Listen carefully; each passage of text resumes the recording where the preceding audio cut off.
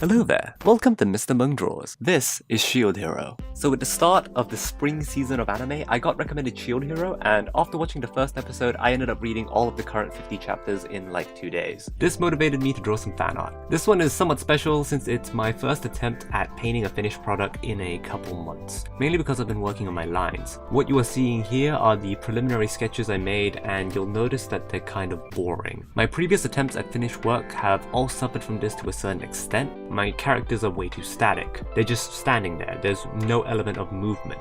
Keeping this in mind, by the third iteration I decided to go with this pose. The idea was to have these two opposing concave curves coupled with this contrasting shape makeup, where one is top heavy while the other is bottom heavy.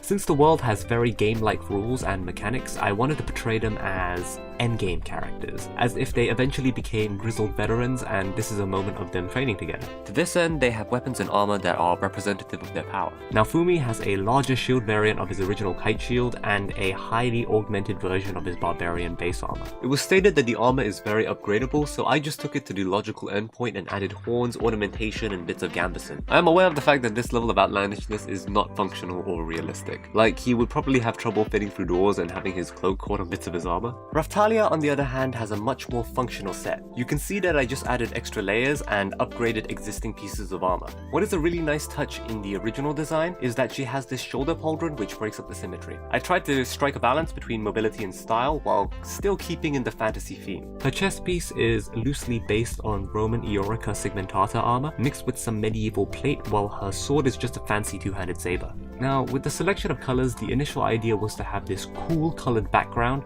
while having the characters be bathed in warm light. Raftalia's color scheme already lends itself to this since she is mostly warm colors, but the challenge came when making Naofumi stand out, since his default design is mostly greens and browns, which would fade into the background. This is why I added gold armor parts and shifted everything more towards the yellow in an effort to try and push this contrast further. My original Strawfield setting wasn't really working, I just couldn't get the shapes to work out, so I ended up just turning it into a recognizable silhouette. As I was nearing the end of the image, I realized that the colors used were mostly in mid-saturation, and I wanted to keep pushing those silhouettes and values further. However, I painted everything on one layer because I'm lazy, so what I did was duplicate that layer twice and set one to color dodge while reducing the saturation of the other. So now I have 3 layers on top of each other where I can adjust the opacity to toggle the strength of adjustment and erase all the bits that I don't want. I also have a gradient clipping mask over the color dodge layer that just reduces the effect of the light as we move from the bottom left to the top right. All in all, it's a workaround fix, but it helps sell the dramatic lighting. So, onto the post-mortem. This was a big struggle all the way from start to finish, but for the pros, I like the composition,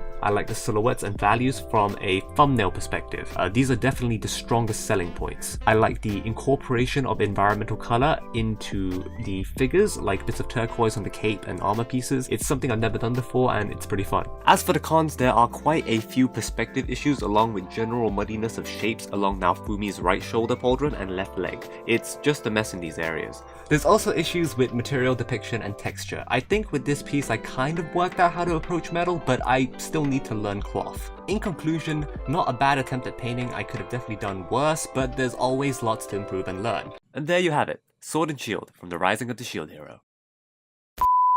It's just a mess in these areas.